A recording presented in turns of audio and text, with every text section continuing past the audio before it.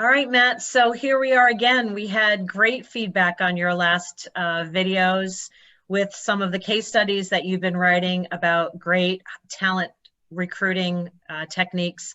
And today we wanted to talk about your other case study on digital transformation. So to really kick off, we'd love for you to talk, Matt, about this Forbes article about how digital transformation is so important and some of the discussions you've been having with clients about the critical role that marketers play in digital transformation. Yeah, it's, with regards to the article, I think it's spot on. There was a lot of discussion pre-COVID about digital transformation, and it really, one company to another, the definition of it was drastically different. To some companies, digital transformation was a redesign of their website. And to some other companies, it was taking a look at their entire tech stack, from their content management system to their sales management system, to their data management systems, how they all integrate, whether they integrate or not. In some cases, that not was more likely the scenario. So how do they bring all of those things together? And that's the transformation portion of it. I think the market has really started to lean more towards that second piece that I just described as a true digital transformation, not the redesign of a website. And so I think we're starting to get a lot more conversation that is in parallel from one organization to the other with regards to what the definition is now versus, say, 18 months ago. And to the point of that article with Forbes is that COVID is really kind of to do that, and companies do that. And so even the ones that were planning this 10, 12 months ago, 18 months ago even, it's accelerated the process pretty significantly because of what's going on with COVID. And it's everything from insurance companies to e-commerce companies to financial services companies. And it's putting a lot of stress on some of the other things like HIPAA regulations, as well as financial services regulations. You get into healthcare and the FDA with the manufacturing and all of those different categories where they are becoming significantly more digitized. It's really forcing everybody to take a real hard look at what digital transformation means to their company. So it's really about defining what digital transformation means for you and your industry and what you're really trying to achieve long term. So that leads us really nicely into this particular case study and what you did for this financial services client. Can you tell us about the role they were trying to find and what they were asking that role to achieve? Yeah, and I'll back up just a little bit on that, Jen, because the CMO is the person we were working with, and it's a CMO that I've worked with previously, and he, at a different company, he was recently hired at this point in the story. He was recently hired at this financial services company to really take marketing to a whole new level. And what they realized is that their digital capabilities were, in his words, severely lacking. They're an organization that's really a B2B2C company. So they have financial investors that are out in the field that are supporting their customers, which is the consumer, individual consumer that's investing with them. But the back end of them, that's where this firm really that's really where their bread and butter is driving the business, is supporting those advisors that are out in the field across North America.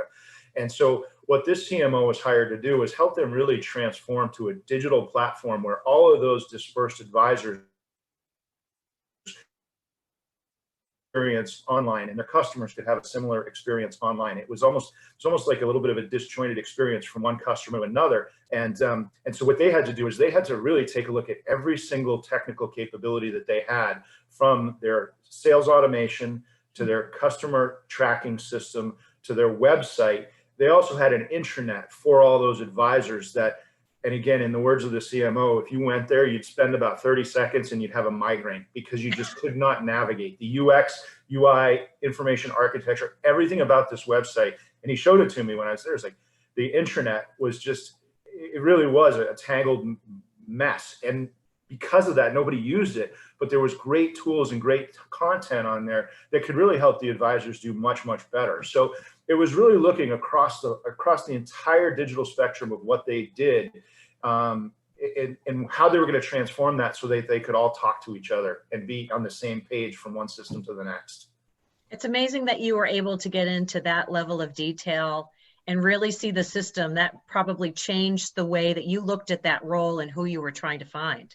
Oh, it absolutely did. I mean, the partnership with this CMO, we were definitely in an advantage because we'd run a search similar together, not from a technical perspective, but just from a challenge perspective. So we had a really good working relationship, and he knew the more that he shared with us, the better off we were going to be in helping him kind of position, okay, what does this person really look like? So that level of detail, it was probably the first meeting we had with him. It was a good 2 hours, to be honest. It was really pulling stuff apart to understand what he was trying to accomplish from this. So yeah, it was a great experience with him from right out of the gate.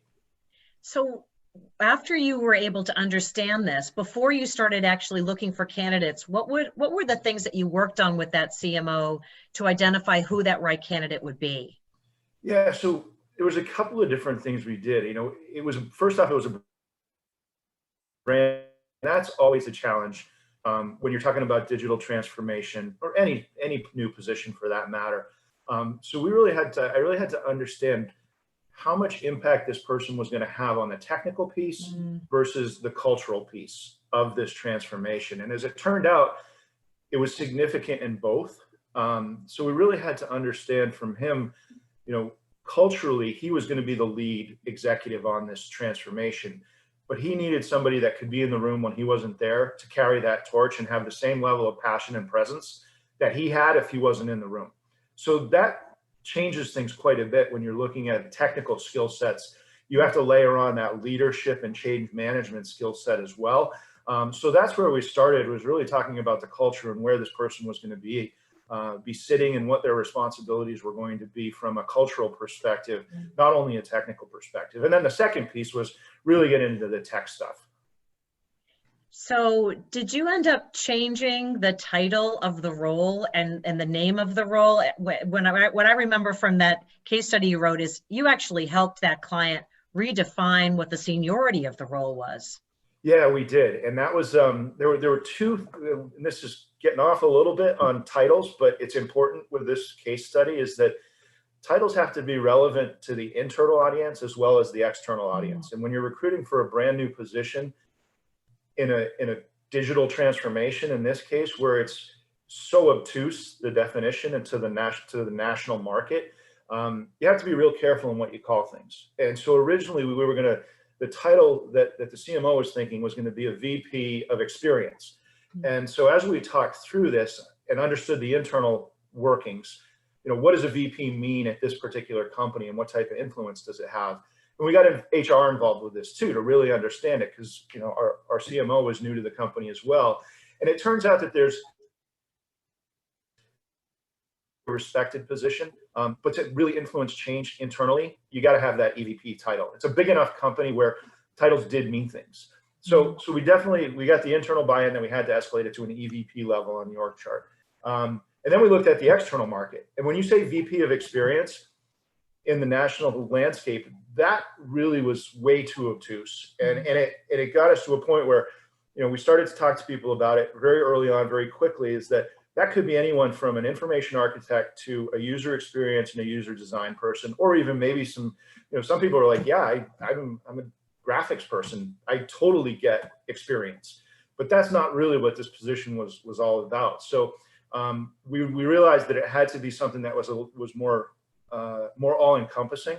So ultimately where we ended up was EVP of brand development and experience, because the brand development piece really brings in that strategic component that's so necessary for the role. The EVP, the E, now talks to the internal team and gets us at the right level to really influence some change. And then when you put in the brand development and experience, it gets us the right audience to the market.